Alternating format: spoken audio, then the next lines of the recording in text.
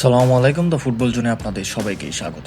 দাপুটে ফুটবলে প্রথমার্ধে 2 গোল করে জয়ের স্বপ্ন দেখছিল ম্যানচেস্টার সিটি, কিন্তু দ্বিতীয়ার্ধে তাদের সেই স্বপ্নে ঘুরে গেলে ডোমিনিক সোলাঙ্কির 2 গোলে 1টি পয়েন্ট পেয়ে গেল টটেনহাম হটস্পার।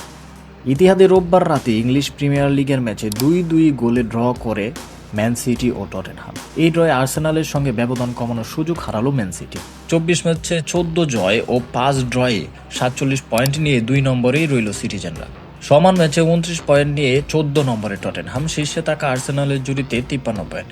ম্যাচের শুরু থেকে দারুণ ফুটবল খেলতে থাকা ম্যান সিটি 14 মিনিটে পেয়ে যায় প্রথম গোল। আর্লিং হল্যান্ডের পাস থেকে ডি বক্সের ভেতরে ঢুকে কোনাকুনি শটে গোল করেন রায়ান শেরকি। প্রথমার্ধের বিরতিতে যাওয়ার আগে ব্যবধান বাড়ান অ্যান্টনিও সিমিওনে। ডি বক্সের ভেতরে বার্নার্দো সিলভার পাস থেকে টানা মাথায় ফিনিশিং দেন সিমিওনে।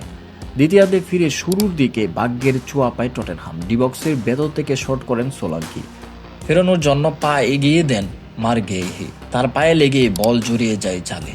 70 মিনিটে নিজের দ্বিতীয় গোল করেন সোলাঙ্কি। পরে আর জবাব দিতে না পারায় পূর্ণ পয়েন্ট পাওয়া হয়নি ম্যান সিটির। ভিডিওটি এ পর্যন্তই। ভালো লাগলে লাইক, কমেন্ট এবং সাবস্ক্রাইব করতে ভুলবেন না। ধন্যবাদ।